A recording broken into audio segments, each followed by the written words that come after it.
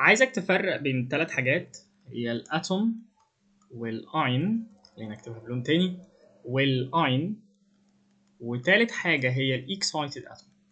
excited atom excited atom.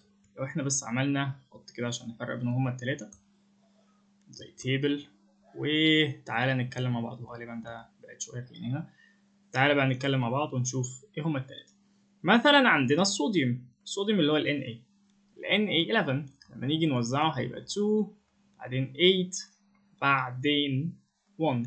لو انت عايز توزعه بطريقة الاوربيتالز اللي هي 1s2 2s2 هتوصل في الاخر، خلينا نوزعه سوا 1s2 2s2 2p6 3s1 اهو. الدور الاولاني اللي هو ده الدور الاولاني فيه 2، الدور الاولاني او الانرجي ليفل الاولاني فيه 2. الانرجي ليفل الثاني فيه 2 و6 يبقوا 8 الانرجي ليفل الثاني. والانرجي ليفل الثالث اللي هو ده هيبقى فيه 1. ده هيبقى فيه 1.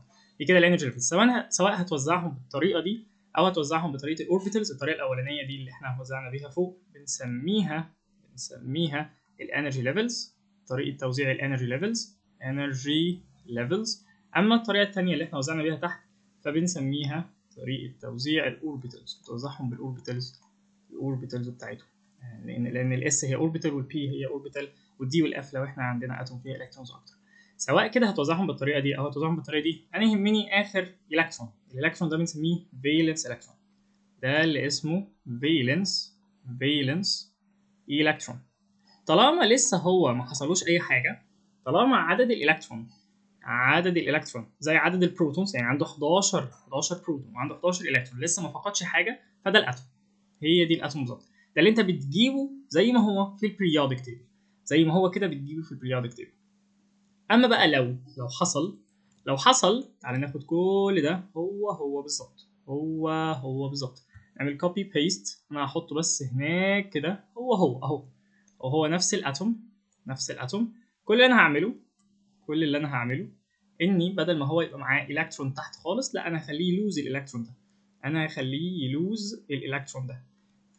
دلوقتي يلوز الالكترون ده. هو دلوقتي مبقاش معاه الكترون، دلوقتي بقى عنده عدد البروتونز ازيد واحد من عدد الالكترونز. او خلي بالك هخليه يلوز الالكترون ده. يعني لو عملت برضه كوبي بيست هنا، لو خدت ده كله زي ما هو كده، خدت ده كله هنا كده كوبي بعدين عملت بيست وحطيتهم زي ما هما الناحيه دي، كل اللي انا هعمله انه هشيل الالكترون ده، سواء هشيله في طريقه توزيع الانرجي ليفلز او طريقه توزيع الاوربيتال. المهم ان انا هشيل الالكترون الاخير، وبالتالي الاتوم دلوقتي مش تبقى اتوم، هتبقى اين.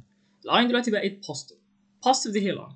اي اين في الدنيا ليها تشارج يعني شحن معين، يا اما تشارج هتبقى بوزيتيف يا اما تشارج هتبقى نيجاتيف. فلما بنقول الاين معناها انه اتوم فقدت الالكترونز بتاعتها، او مش لازم تفقد، على حسب هل هي هتبقى نيجاتيف ولا بوزيتيف. هل هي ميتال فهيعمل لوزنج للالكترونز يبقى بوزيتيف اين، ولا هيبقى نون ميتال فيعمل جيننج للالكترونز يبقى نيجاتيف اين. الاكسايتد اتوم دي قصتها قصه ثانيه خالص. ادي ال Na عندنا ال Na 11، بس عشان اشرح لك الاكسايتد اتوم محتاج ارسمها لك بطريقه اوسع شويه. ده الانرجي ليفل الاولاني عنده 2 الكترونز، انا هرسمهم ادي الكترون وادي الكترون. على فكره ممكن ترسمهم بطريقه الاوربيتالز، خلينا نرسمهم بطريقه الاوربيتالز برضه عشان يبقى الموضوع اوضح. ادي 2 الكترونز هنا. بعد كده الانرجي ليفل الثاني فيه 2 الكترونز 1s2 2s2 كده 2s2 بعدين 2p6. ادي 2p6 خلينا نرسمها اوضح 2p6 1 2 3 4 5 6. وبعدين هنا عندنا 3s1. خليني ارسم الفالنس الكترونز بلون مختلف خالص، ده الفالنس الكترونز اللي هو 1. تعال نقول مثلا ان في الكترون قرر انه يحصل له اكسايتنج، يعني يتحمس شويه او يطلع شويه. ففي الكترون مثلا هنقول الالكترون ده خد انرجي، خد فوتون. الفوتون ده مليان انرجي، فالالكترون ده طلع فوق وراح ناحيه الدور الثالث او اللي هو الانرجي ليفل الثالث. فهنا الالكترون هو هيبقى هنا. طبعا ده انا هنا همسحه خلاص مش موجود، ودلوقتي هو بقى موجود فوق. دلوقتي الالكترون اللي كان تحت دلوقتي ده بقى لوحده خلاص، مبقاش فيه 2 والالكترون طلع فوق. ده كده اسمه اكسايتد اتوم. يعني الالكترونز نفس عددهم ما خسروش او ما طلعوش بره الاتوم. هي الفكره بس ان هو طلع غير مكانه، طلع فوق، طلع من انرجي ليفل بتاعه لانرجي ليفل تاني.